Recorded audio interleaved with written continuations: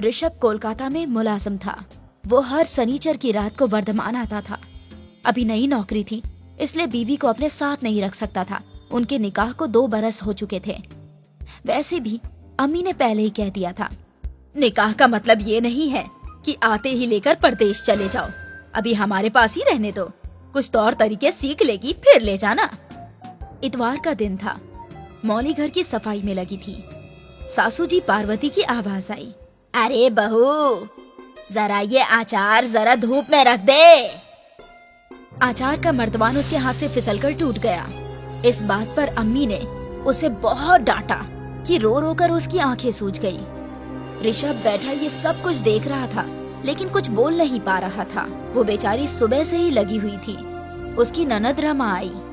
रमा अम्मी के पास बैठकर अपनी परेशानियों का रोना रो रही थी। तभी अब्बू घर में दाखिल हुए। अरे भाई, कहाँ है सब लोग? नाश्ता वाश्ता मिलेगा कि नहीं? सब लोग उठकर बाहर आ गए। बहुत भूख लगी है, जल्दी नाश्ता ला दो। बस अभी लाई। सबने मिलकर नाश्ता किया। मौली आज सुबह से ही लगी हुई है। आज खाना बाहर से ही मंगवा लेते हैं। अरे क्यों बाहर से मंगवा लूं? इतना भी कोई ज्यादा काम नहीं कर लिया। चलो हटो, मैं बना देती हूँ।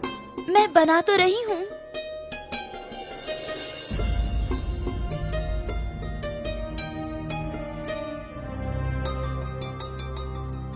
चलो मौली, हमारे साथ जरा बाजार तक चलो, अम्मी को बनाने दो खाना। पार्वती तो गुस्से से गई थी बावर्ची खाने में, पासा ही उल्टा पड़ गया। हाँ हाँ, जाओ घूमो तुम लोग, मैंने जिंदगी भर बनाया है, अभी भी बना लूंगी। मौली, दरअसल बाजार जाना तो एक बहाना था। चलो फिल्म देख कर आते हैं, थोड़ी बहुत खरीदारी करके शाम तक लौटेंगे। अम्मी और रमा दीदी के लिए साड़ी ले लेंगे। खरीदारी करते करते उसे बहुत देर हो गई। आज तो मेरी खैर नहीं। मुझे सिर्फ एक इतवार ही तो मिलता है तुम्हारे साथ वक्त गुजारने के लिए। इतनी दूर से तुम्हारे लिए आता हूँ और तुम हो कि बावर्ची खाना संभालने में लगी रहती हो। दोनों ने सारा दिन साथ गुजारा। शाम को लौटे तो अम्मी का गुस्सा 7वें आसमान पर पहुँच गया था। तुम लोगों को घर आने की जरूरत ही क्या थी? थोड़ी देर और घूम लेते। क्या मैं समझती नहीं, मेरी बेटी के आने से तुम्हारा काम बढ़ जाता है ना? अम्मी, मैं अपने आप तो कहीं जाती नहीं हूँ। आपको जो कहना है अपने बेटे को क्यों नहीं कहती? मौली अपने कमरे में चली गई। ऋषभ, तुम्हारी बीवी को अगर सैर सपाटे का इतना ही शौक है ना, तो इस दफा तुम इसे यहाँ से ले ही जाओ। मुझसे नहीं बर्दाश्त होता तुम लोगों का ये सब चोचला। अम्मी इस कदर नाराज क्यों हो रही हैं? अगली दफा आऊंगा तो लेता जाऊंगा। मौली कमरे में जाकर रो रही थी। अरे मौली, रो क्यों रही हो? अगली दफा आऊंगा तो अपने साथ ले जाऊंगा तुम्हें। अब चुप हो जाओ। ऋषभ, मुझे डर है कि तुम्हारे जाने के बाद मेरा क्या होगा। अम्मी मुझे एक पल भी चैन से जीने नहीं देंगी। पार्वती का मुंह अभी भी गुस्से में था। ऋषभ ने रमा और उनके लिए लाई हुई साड़ियाँ भी लाकर दे दी। अपनी बीवी के लिए भी तो साड़ी लाया होगा, वो तो हमें दिखाया भी नहीं। अम्मा, इतने पैसे नहीं कमाता मैं। तुम्हें क्या लगता है मैं उसे साड़ी दिलाने के लिए ले गया था? अम्मी, उसे आए हुए घर में 2 साल हो गए हैं। उसने आज तक इस घर की दहलीज तक नहीं लांगी। एक रोज बाहर ले गया तो तुम इतनी खफा क्यों हो गई? तो ले जाया करना, किसने मना किया है? ऋषभ बात बढ़ाना नहीं चाहता था, इसलिए वो अपने कमरे में गया। अम्मी की नाराजगी खत्म ही नहीं हुई थी कि एक रोज मौली के मायके से उसके वालिद उसे लेने आ गए। उसकी अम्मी का ऑपरेशन होने वाला था। हाँ हाँ, ले जाइए अपनी लाडली को, जब तक मन चाहे अपने पास ही रखिए, हमें जरूरत नहीं है। अम्मी, आप क्यों इतनी नाराज हैं? मैं 2-4 रोज में ही आ जाऊंगी। जाओ ना, किसने रोका है? तभी ऋषभ के अब्बू जान आ गए और बात को संभालते हुए बोले, बहू तुम जाओ, यहाँ मैं संभाल लूंगा। मौली अपने अब्बू जान के साथ चली गई। शनिवार को जब ऋषभ आया तो तुम्हारी बीवी अपने मायके गई है, मैंने तो इनकार भी किया था। ठीक है अम्मी, अब्बू ने बता दिया था। ऋषभ सोमवार को वापस चला गया। अम्मी दिन रात इसी उधेड़ बुन में रहती थी कि कैसे बहू से पीछा छूटे। जब मौली को उसके अब्बू जान पहुँचाने आए तो इतनी जल्दी क्यों आ गई? कुछ रोज तक तो अम्मी की खिदमत कर लेती। अम्मी, बड़ी बाजी आ गई थी, इसलिए मैं चली आई। मौली आते ही घर के काम में मशरूफ हो गई। तब तक पार्वती उसको एक फोटो दिखाते हुए बोली, ये तस्वीर तुम्हारे कमरे में पड़ी थी। मैंने ऋषभ को तो नहीं दिखाई, लेकिन तुमसे पूछना चाहती हूँ कि आखिर किसकी है ये तस्वीर। मौली ऊपर से नीचे तक कांप गई। उस तस्वीर में वो उसके साथ कॉलेज में पढ़ने वाले रवि के साथ थी। उसने सोचा था कि मौका देखकर ऋषभ को बताएगी, पर ये तो गजब ही हो गया। अम्मी, ये तस्वीर ऋषभ ने देखकर फेंक दी थी। उसने साफ झूठ बोल दिया। शनिचर को जैसे ही ऋषभ आया, अम्मी ने उसको तस्वीर देकर कही, तुम्हें खबर थी इस तस्वीर के बारे में? तब भी तुम इस बदकिरदार औरत के लिए मुझसे लड़ते हो? शर्म नहीं आती? अरे कैसे मर्द हो तुम? ऋषभ ने तस्वीर देखकर तुरंत फाड़ दी और कहा, अम्मा तुम चाहती क्या हो? मैं इसे इसके मायके छोड़ दूं? तस्वीर ही तो खिंचवाई है, क्या गलत किया है? कॉलेज के वक्त में अक्सर ऐसी बहुत सारी बातें होती रहती हैं। हाँ, मैं यही चाहती हूँ। जब कुछ वक्त अपने मायके में रहेगी तो इसकी अकल ठिकाने आ जाएगी। मौली ने सुना तो पार्वती के पैर पकड़ लिए। अम्मी, ऐसा मत कहिए, अब वो कहीं मुंह दिखाने लायक नहीं रहेंगे। हम कौन सा किसी को मुंह दिखाने के काबिल रह गए हैं? तुम अपना सामान बांध लो, हम अभी चलते हैं। मेरी अम्मी तुम्हें यहाँ रहने नहीं देगी। मैं मायके नहीं जाऊंगी। इससे तो बेहतर है कि मैं अपनी जान दे दूं। अम्मी से तो यही कहना पड़ेगा कि तुम मायके जा रही हो, लेकिन हम लखनऊ जाएंगे। मौली की आंखों से आंसू की धारा बहने लगी। मैं इस तस्वीर के बारे में तुम्हें बताना चाहती थी, लेकिन सही मौका ही नहीं मिला। अम्मी से मैंने झूठ कहा था। मुझे इस बात का पहले से इल्म था कि तुम इस लड़के से निकाह करना चाहती हो, पर दूसरी बिरादरी की होने की वजह से ये मुमकिन न हो पाया था। तुम्हारे अब्बू ने मुझे ये पहले ही बता दिया था।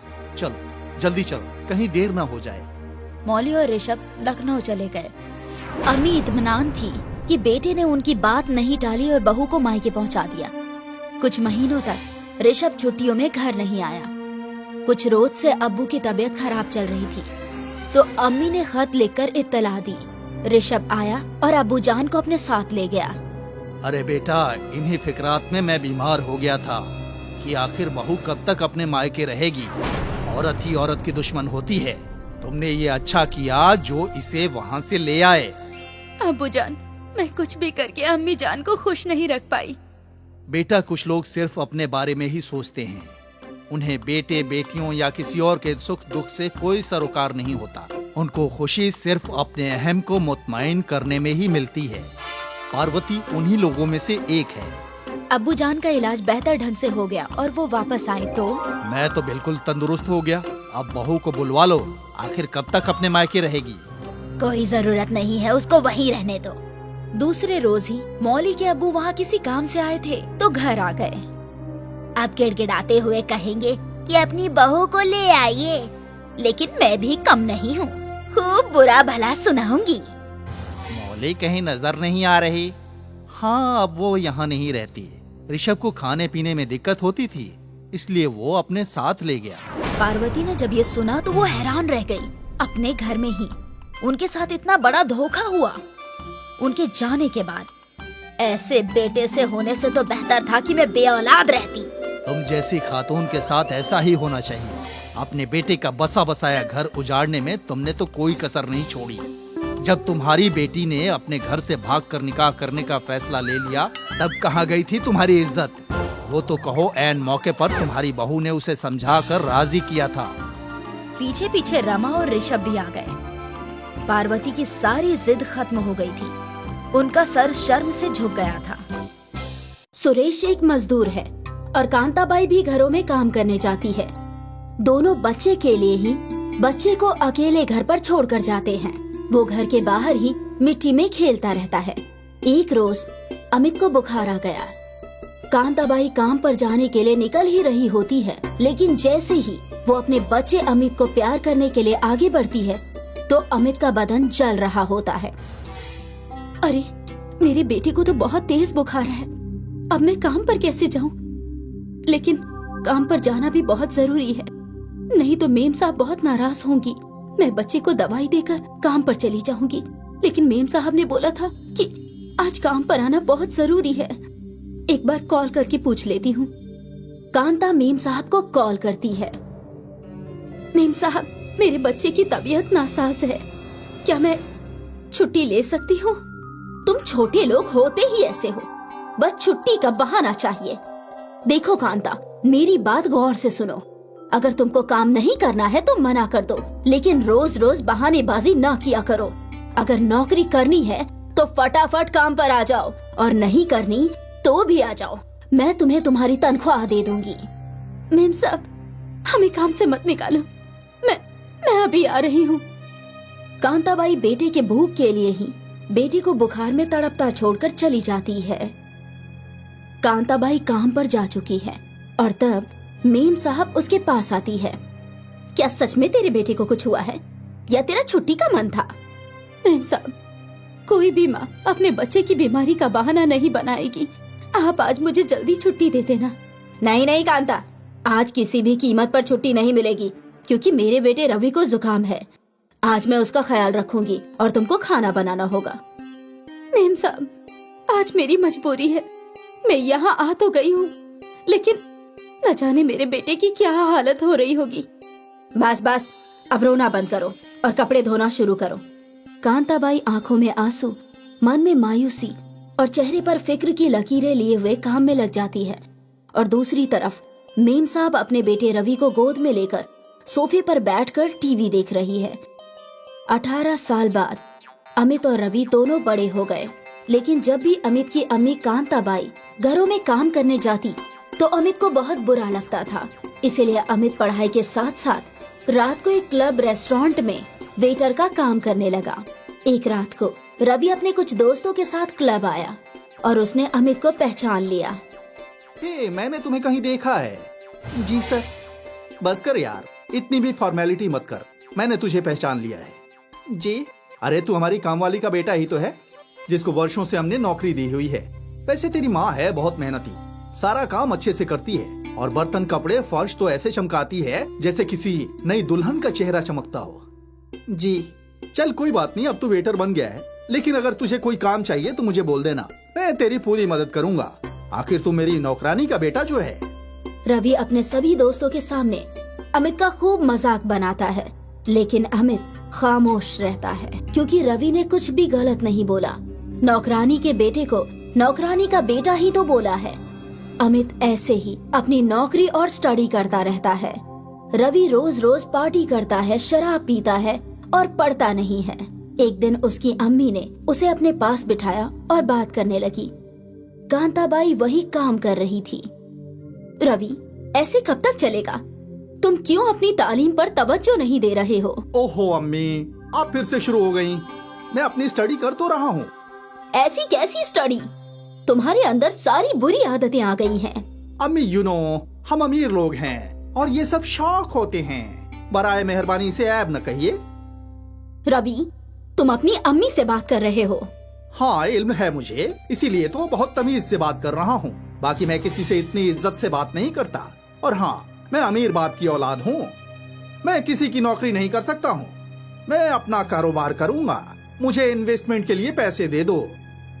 वो देख, काम वाली का बेटा खुद काम करता है और पढ़ता भी है। अपनी अम्मी का भी कितना ख्याल रखता है। अम्मी, इतनी तो आपको खबर होनी चाहिए कि मैं किसी काम वाली की औलाद नहीं हूँ। अब ज्यादा देर न करो और पैसे दे दो। रवि अपनी माँ से लड़ झगड़ कर पैसे लेने लगा और दूसरी तरफ अमित और कड़ी मेहनत करने लगा।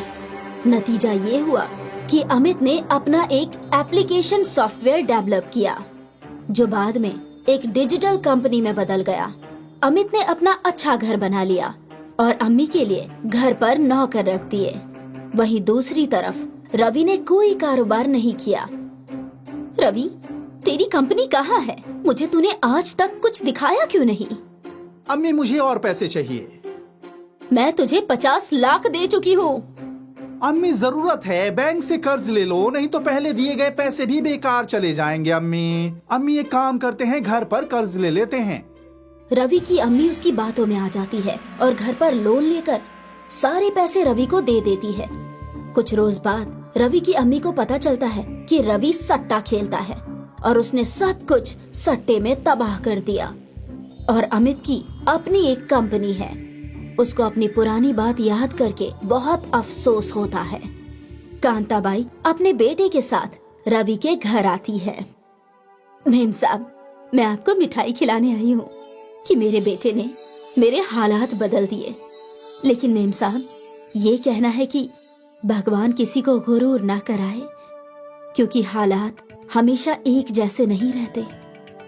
कांताबाई अपने बेटे के साथ कार में वापस चली जाती है और रवि और उसकी वालिदा की आंखें लज्जा से झुक जाती है।